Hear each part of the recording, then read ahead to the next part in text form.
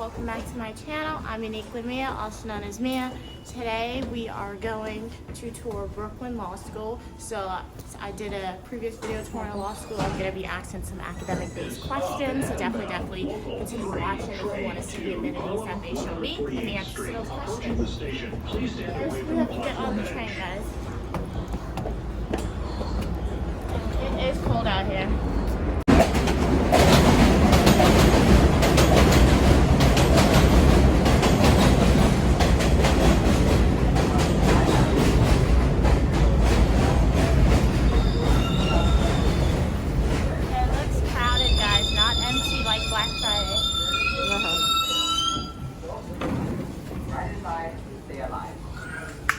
Over here. Go over there.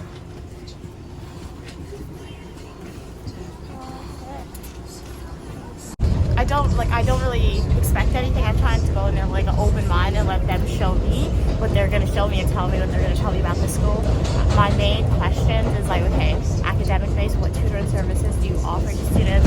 Scholarships, like do you have like tuition assistance programs? Can I like work in the school and receive tuition waivers? Various questions like that. And let's say I guess the modality of the classes. So those are like the three main questions I have. This is Borough Hall. Transfer is available 3, 2, 3, and R train. So you gotta remember to stop. Borough Hall. Any train, whether you come from Brooklyn, Manhattan, or Queens, the stop is gonna be Borough Hall. This is the Manhattan bound 4 train. The next stop is Bowling Green. New York City subway stations are not clean all the time, guys. Look at them. That's like terrible. they're doing construction Yeah, work. maybe they're doing work.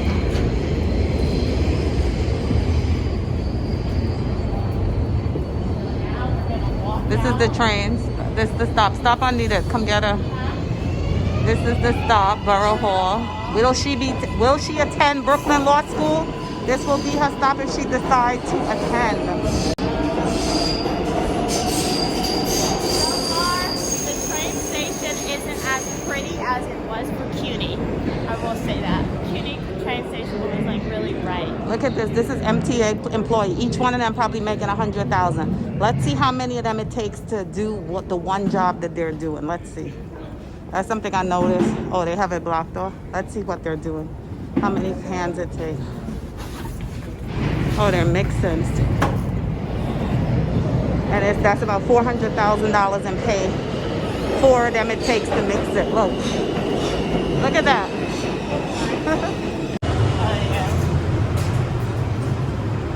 So far the train is not cool. Not attractive. It is not.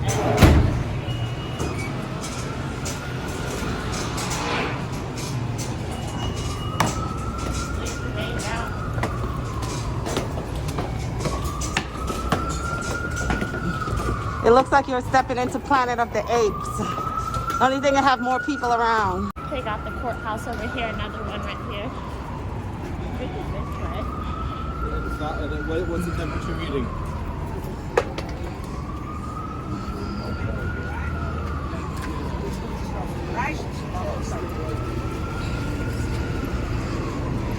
So what do you think about the environment so far? It's very chaotic. We have a lot of people out here and you have a lot of different things to look at. So we are going into Brooklyn Law School for the tour, guys. As I said, I'll show you guys all the amenities that they show me. So far, the school is clean, which is good. It just reminds me of a cave. So Okay, so yeah, walk in. Let me get you. Walk in.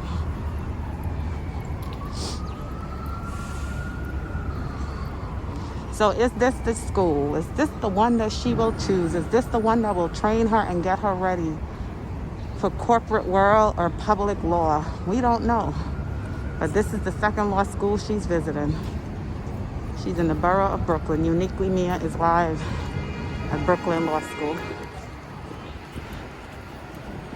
I'm going to head to class. I'll talk to you later. Alright guys, so we just checked into Brooklyn Law School. We went to the security guard, gave them our government ID, and they gave us like this sticky name badge that says visitor. First off, I mean, school is very clean. I said that on the outside, and on the inside so far what we did see is clean. This is like, I guess, their lounge area, study area, I'm assuming. They're really busy though. They have a lot of people coming in and out. Looks like a lot of students. Yeah, I mean, I feel like this is a bigger school than CUNY Law School, so I think they may have more like class options, so that could be another reason. As far as if you don't like the professor, you could switch. Yeah. CUNY did Brooklyn. I just hope, yeah. I want to ask though the class size, because like if it's like a big school, what if they have like 100 people to a class? That'd be a lot of people. So the first question, what is your curriculum focus / tailored to? So that's more like, are you focused for public service or corporate law, criminal law, or is it like a mix of everything? What's academic support like? Does the school offer internship placement / support? Are there scholarships available? Average class size? What does the admissions process look like? Do your Modality of master degree classes. offer you any access to like any type of professor assistant teaching classes to help you waive tuition, something like that? Yeah, I also have to ask about the I asked at the last summer rules. I didn't write it down. Like, what's the passage rate for the bar exam? I think for I this saw school? that. I think it was 85%. I saw it on the Oh, you website. saw it? After my mom and I checked into Brooklyn Law School, we were sent to this room that can be used as a study room or a lounge area. They had a flat screen TV, a massage chair, a lot of tables so you can eat lunch in there and just relax from your classes, de-stress, or prepare for an exam. So this building has a total of 11 floors as part of the law school, and about 3 of those floors have academic classrooms. So one thing that I really appreciated is that this building was very bright, it was clean, and each floor utilized a different color, so your eyes were seeing something different as you walked around. It doesn't matter, like it's the same application either way, so if you decide you want to... That's applied. They have a master's degree. Do you look at that? It's going to be on your LSAC profile. We're going to see it on your resume too probably, but yeah, we see that. Okay, and how is this like? It's just another piece about you. It's not like a plus or a minus necessarily. It's just, oh. After the information session from the admissions counselor, it was time to get started with the tour of the law school. This was my favorite room. It looked like a courtroom, and this is where you can join an organization and have like mock trials. That is a room that I will definitely utilize. Throughout the tour, they also had various figurines. This was very cool. I'm assuming it's various justices throughout history. This university or law school also had a cafe where students can go and buy food or snacks. They have like 2 seating areas, so that was the first one, and now we are going into the second seating area. They also had a toaster and a microwave, so you can either bring your own bread to school or your own packed lunch and heat it up there. Your 1 year, you'll get like a giant textbook, and you just read cases all the time, and then you have one final exam that is like an issue spotter, where your professor just throws a bunch of information at you, and you just write and spot the issues and cite cases. After your 1 year, and it really depends on the type of class. So there's essay-based classes, there's project-based classes. They're few. Most of them are exam-based. This is my second time visiting a law school, and it's not a visit if they don't show you the library. So this law school had about 5 floors dedicated to the library, and as I said, they have various flyers posted with study aids and study groups that you can join. So this is the 5th floor of the library, I believe, and this is just one section of it. They have various tables and lounge areas where you can sit down and study, and then now we are going into like their official library where they have a lot of legal books, law textbooks, and wooden tables. One thing that I really, really appreciated and loved about this law school, they have large windows, so you get a lot of great natural lighting as well as a great view of New York City. Overall, this law school was about a half an hour away from where I would stay if I attended school, so it's very convenient for me to get there, and it's in the heart of downtown Brooklyn, so there are about 3 to 4 courthouses around you, so that's where you're able to do internships, so it's within walking distance.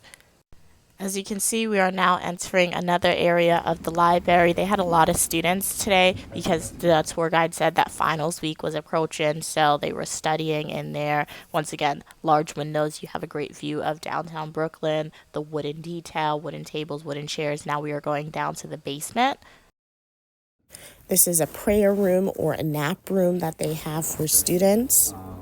This is also like a little box. They said if you go in here, nobody will hear you from the outside. So my assumption is if you have a very stressful day or if it's finals or midterms week, go in that little box and just let out all your frustration by screaming. Now I believe we are in the basement of the library. This is an area where you can study and utilize books as well. But personally, I prefer like the 5th or the 4th floor just because of those great views.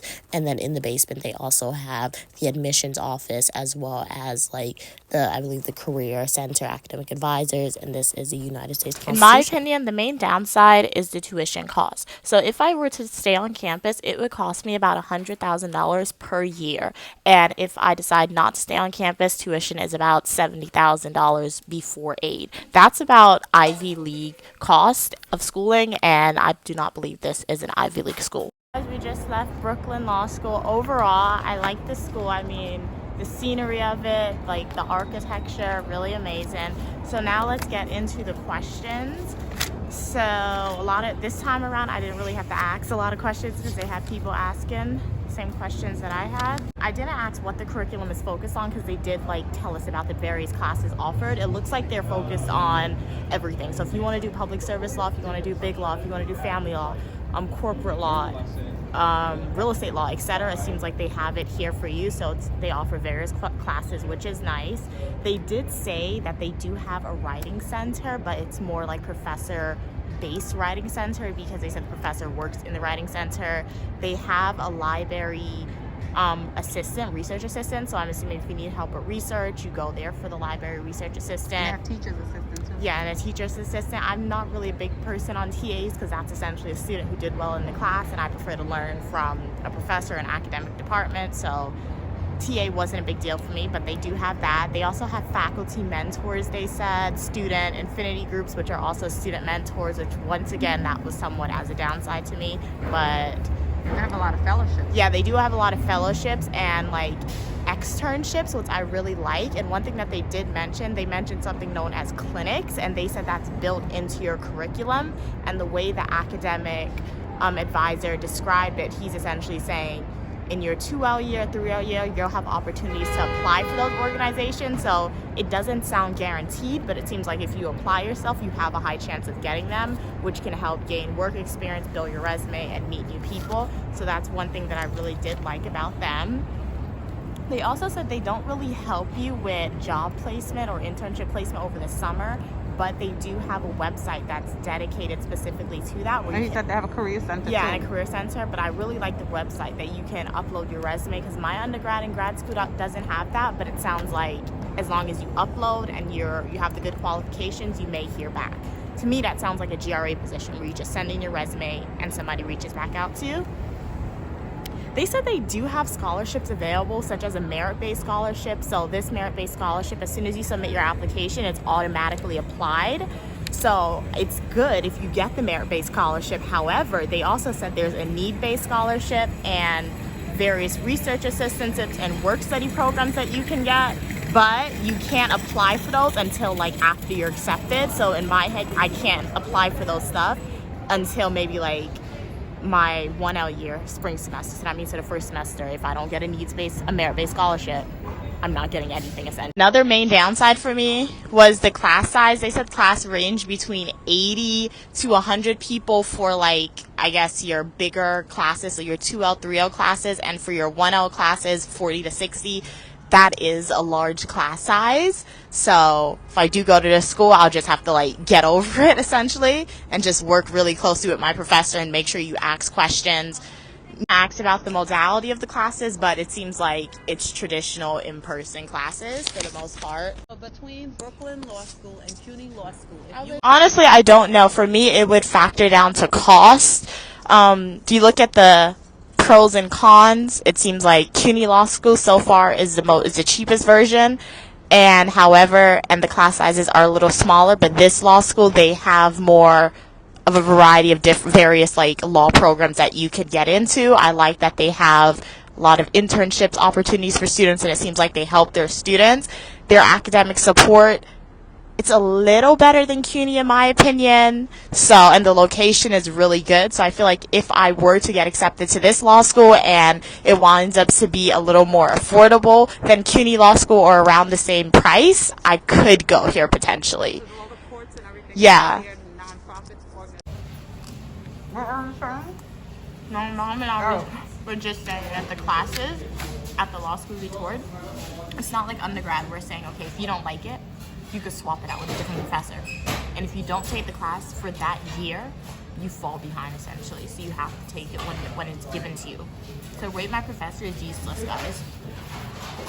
Okay. Because it'll just psych you out. They assign you the class and they assign you the professor, and that's who you have to stick with. Yep. So if you don't like their exams, if they rate my professor says, hey, the professor doesn't respond to emails, you can't do anything.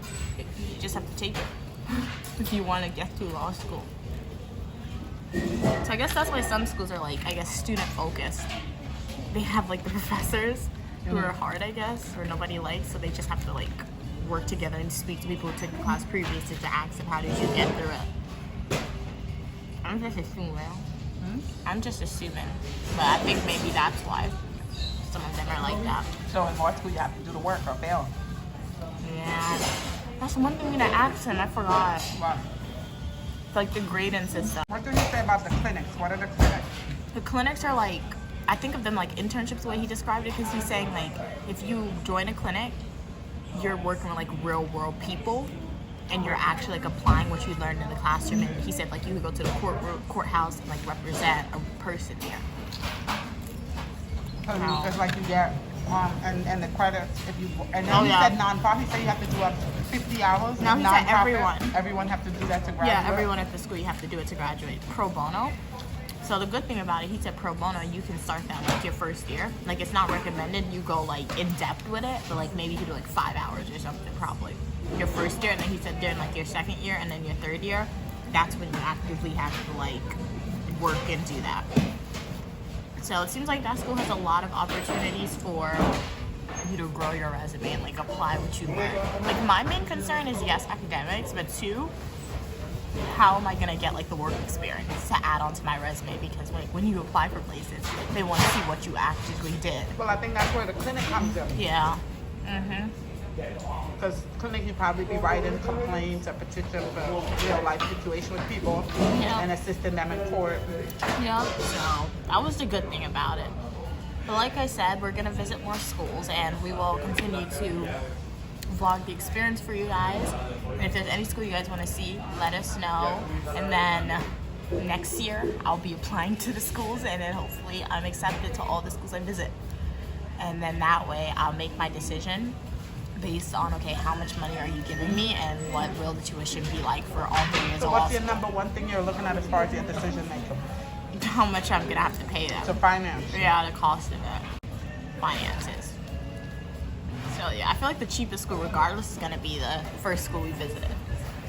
Hi guys, it is a few days later, so I'm editing the video right now and I want to add something really quickly. Brooklyn Law School also said they have a large and strong alumni base. So one thing that the student tour guide said, he got like one of his full-time job that he's going to transition to once he graduates from an alumni. So that can either be a pro or a con for you, but just note they have a strong alumni basis. Overall, it was great to visit Brooklyn Law School. It's definitely on a list of schools to apply to, and I do have other law schools that I will be touring soon. So if you enjoyed this video, please consider liking the video, and definitely guys, hit that subscribe button to the channel. And if there's any law school that you would like me to tour in New York City, feel free to recommend one. I also visited CUNY Law School. That video is linked in the description box, so make sure to check out that video. So have a great day, guys. Don't forget to subscribe and like the video.